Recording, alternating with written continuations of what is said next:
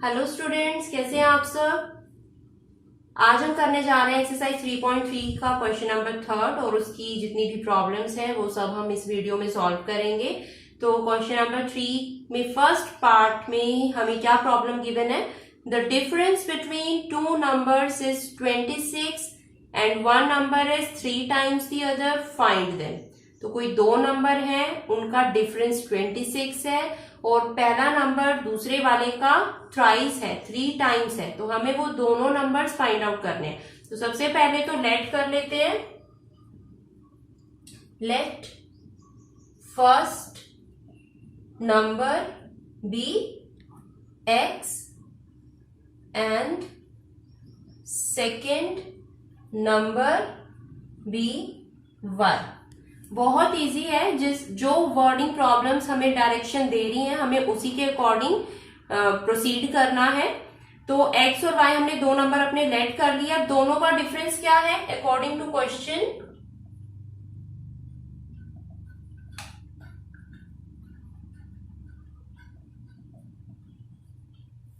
Question के according दोनों number का डिफरेंस है 26। और ये दूसरी बात क्या कह रहे हैं कि one number is 3 times the other number. ठीक है, तो दोनों कंडीशंस हमें मिल गई। इस एक्सरसाइज में हमने फर्स्ट और सेकंड क्वेश्चन में सब्स्टिट्यूशन मेथड सीखा था, तो ये प्रॉब्लम्स हम सब्स्टिट्यूशन मेथड से ही सॉल्व करेंगे। इसे हम 1 का नाम दे देते हैं। ये हमारी इक्वेशन 2 हो गई। तो अब जैसे कि हम पहले क्वेश्चंस में कर आए हैं, substitute the value of x in equation 1। तो अब अगर हम इस x की वैल्यू को इक्वेशन 1 में सब्स्टिट्यूट करते हैं, क्या मिलेगा। हम x की जगह हम क्या लिख सकते हैं, 3y, और बाकी सब कुछ एज इट इज आ जाएगा। 3y minus y will be 2y, implies y equals to 26/2। Reduce कर देंगे तो आंसर क्या आ गया, y इक्वल्स टू 13। y 13 है। अब इस y की वैल्यू को हम कहां सब्स्टिट्यूट करेंगे, इक्वेशन सेकेंड में। यहां मेंशन कर देते हैं लिखकर, substitute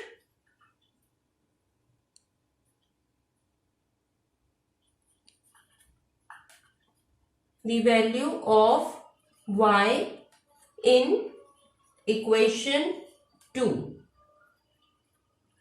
We get x equals to 3y equals to 3 into y की वैल्यू 13 है हमारे पास, एंड 3 into 13 will be 39।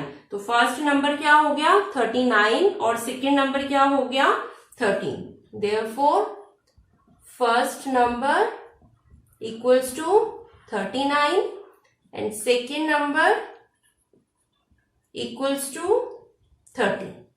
ठीक है, चलो अब जल्दी से देखते हैं प्रॉब्लम नंबर 6। सेकेंड पार्ट में प्रॉब्लम क्या गिवन है, the larger of to supplementary angles exceeds the smaller by 18 degrees, find them. The larger of to supplementary angles. सबसे पहले हमें यह पता होना चाहिए कि सप्लीमेंट्री एंगल्स कौन से होते हैं। सप्लीमेंट्री एंगल्स वो एंगल्स होते हैं जिनका सम इक्वल होता है 180 डिग्री के। ठीक है, तो और वो कह रहे हैं कि जो इन दोनों सप्लीमेंट्री एंगल्स, सपोज ये x प्लस वाई हमारे पास सप्लीमेंट्री एंगल्स हैं, सम इनका 180 डिग्री हो गया, और जो लार्जर सप्लीमेंट्री एंगल है वो स्मॉलर वाले से 18 डिग्रीज बड़ा है। यानी कि अगर x हमारे पास लार्जर एंगल है सपोज, तो ये y से कितना बड़ा है, 18 डिग्री बड़ा है। ठीक है, तो ये हमारे पास इक्वेशन आ गई। प्रॉपर हम इसको कैसे राइट करेंगे, let x and y be our supplementary angles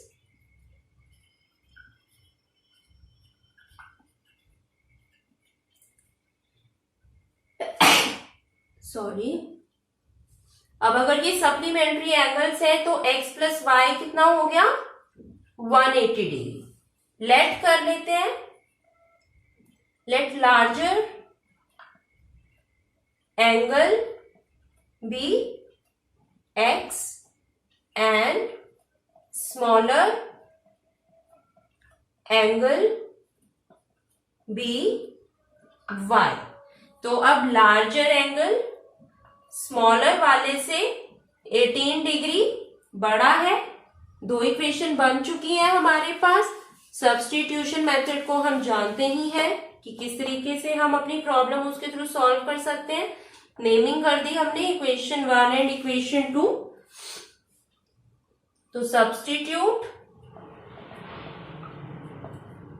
value of x in equation 1, we get, क्या मिलेगा हमें, x plus y equals to 180 degree gives y plus 18 plus y equals to 180 degree. अब ये हमारा एक्सप्रेशन बन गया one variable में, जिसे सॉल्व करना हमारे लिए बहुत इजी है। y plus y will be 2y plus 18 equals to 180। तो नंबर्स को हम एक ही साइड ले जाते हैं, 180 माइनस 18 हो जाएगा और इसको सब्ट्रैक्ट करेंगे तो 162 आ गया। It means y equals to 162 upon 2 equals to 81 degree. तो अब x क्या हो गया, y की वैल्यू हमारे पास आ गई। y की वैल्यू को अब हम इक्वेशन नंबर 2 में सब्स्टिट्यूट कर सकते हैं। सब्स्टिट्यूट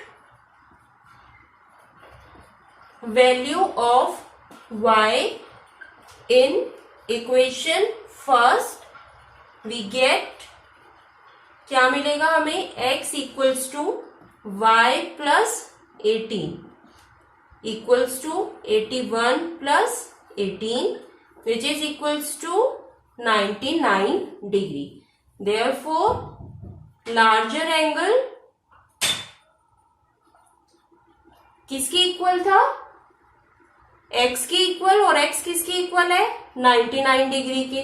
और स्मॉलर एंगल हमने क्या लिया था, स्मॉलर एंगल हमने लिया था y, और y किसके इक्वल है, 81 डिग्री के।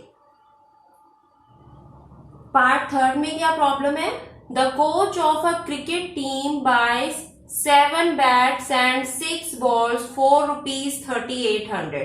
सिंपल है। अब थर्ड पार्ट से हम सिर्फ इक्वेशन फॉर्म करेंगे, सॉल्व उनको सब्स्टिट्यूशन मेथड से ही करना है। एंड आई होप कि क्वेश्चन नंबर 1, 2 और क्वेश्चन नंबर 3 का पार्ट 1 एंड 2 करने के बाद आपको काफी हद तक सब्स्टिट्यूशन मेथड से इक्वेशंस को सॉल्व करना आ चुका होगा।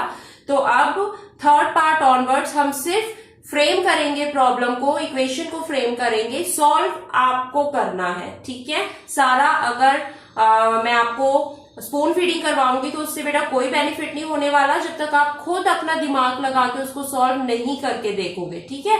इन केस अगर नहीं कर पाते हो, प्रॉब्लम आती है, तो आप मुझे कमेंट सेक्शन में कमेंट करके बता सकते हो, then I will definitely provide you the solution, ठीक है। तो अब हम फ्रेम करते हैं कि हमें इक्वेशन कैसे फॉर्म करनी है।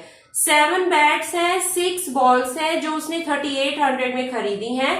Letter she buys 3 bats and 5 ball for ₹1750। उसके बाद फिर से 3 बैट और 5 बॉल उसने 1750 में खरीदी है।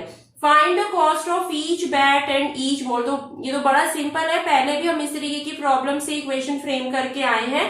कॉस्ट फाइंड आउट करनी है हमें each bat and each ball की, तो लेट कर लेते हैं। Let the cost of 1 bat be ₹X and the cost of 1 ball be ₹Y। बहुत सिंपल है। 1 बैट अगर X रुपीस का है तो 7 बैट्स कितने के होंगे, 7X के। अगर 1 बॉल Y रुपीस की है तो 6 बॉल्स कितने रुपीस की होंगी, 6Y की। और टोटल इनका कितना पे किया है, 3800। तो ये हमारी फर्स्ट इक्वेशन फ्रेम हो गई। और सेकेंडली वो क्या कह रहे हैं कि 3 बैट्स एंड 5 बॉल्स उसने कितने में खरीदे हैं, 1750 में। तो 3 बैट्स, बैट कितने का है, X रुपीस का, तो 3 बैट 3X के हो गए। प्लस में 5 बॉल्स 5y की हो गई, और ये बन गई हमारी सेकेंड इक्वेशन। प्रॉपर इक्वेशंस है, एक से x की वैल्यू या y की वैल्यू निकालोगे और फिर उस वैल्यू को 1 में सब्सटीट्यूट करोगे, सॉल्व करोगे and you can get your answer. ठीक है, चलो अब हम जल्दी से मूव करते हैं पार्ट फोर्थ में। प्रॉब्लम है the taxi charges in a city consist of a fixed charge together with the charge for the distance covered. एक फिक्स्ड चार्ज है हमारे पास और उसके बाद जो डिस्टेंस हम कवर कर रहे हैं उसका पर किलोमीटर के हिसाब से चार्ज है। For a distance of 10 kilometre the charge paid is ₹105 and for a journey of 15 kilometer the charge paid is ₹155. What are the fixed charges and the charge per kilometer? How much does a person have to pay for traveling a distance of 25 kilometer? तो बहुत question जरूर थोड़ा लंबा है, लेकिन solution इसका वैसे ही है जैसे हम अभी तक करके आ रहे हैं। दो वेरिएबल कौन से हो गए इसमें हमारे पास, एक तो फिक्स्ड चार्ज हो गया और एक चार्ज पर किलोमीटर हो गया। तो फिक्स्ड चार्ज को हम ले लेते हैं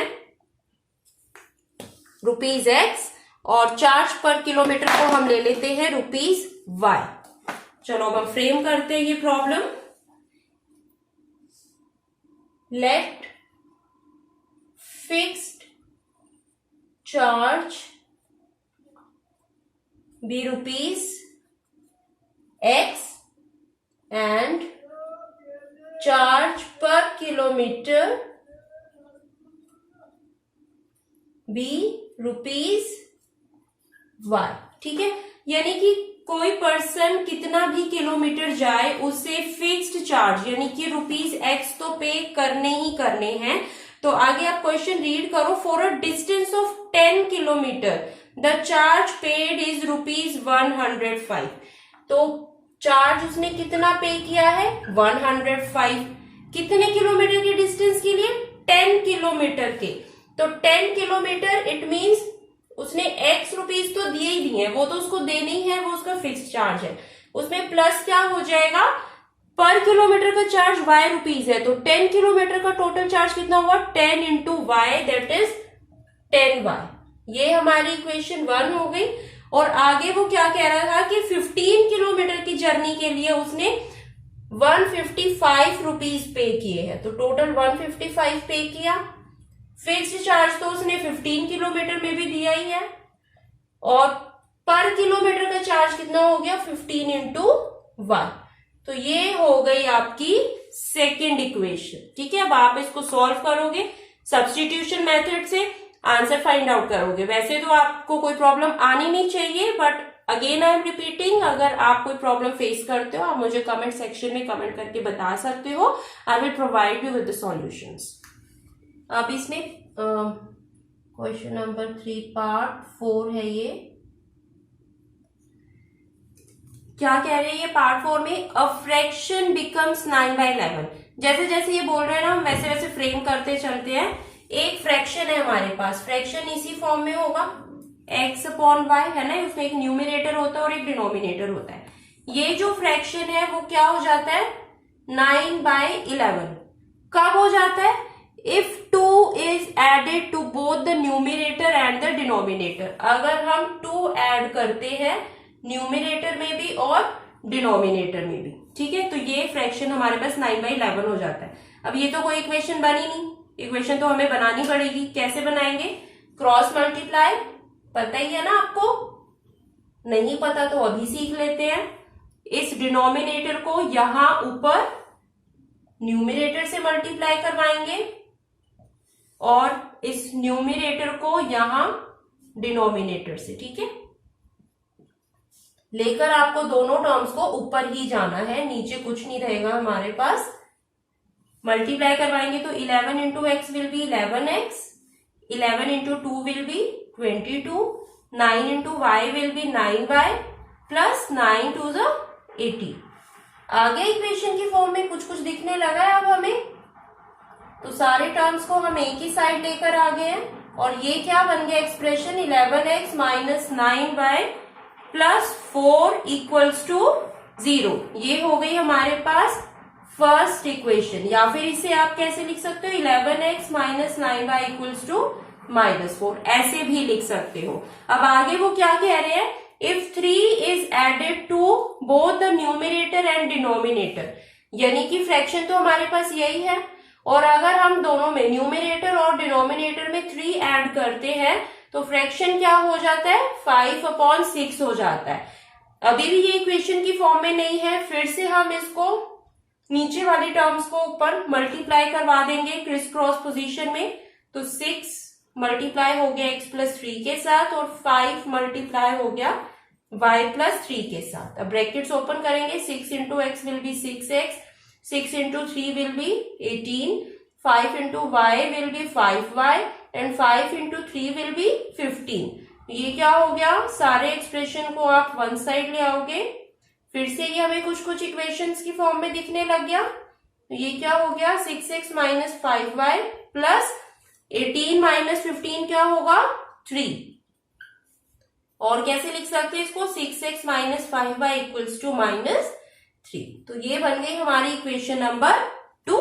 अब दोनों को आप फिर से सब्स्टिट्यूशन की मेथड से सॉल्व करवाओगे और अपने x एंड y को फाइंड आउट कर लोगे।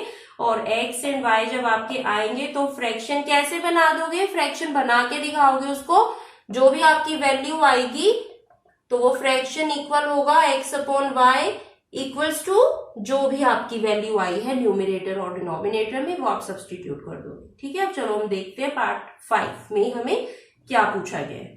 5 years hence the age of Jacob will be 3 times that of his son. 5 years ago Jacob's age was 7 times that of his son. What are their present ages? तो यहाँ पर हमारे पास दो character है, एक तो जैकब है और एक उसका सन है। उनकी प्रेजेंट एजेस हमें फाइंड आउट करनी है, तो लेट कर लेते हैं, let Jacob's present age be x years,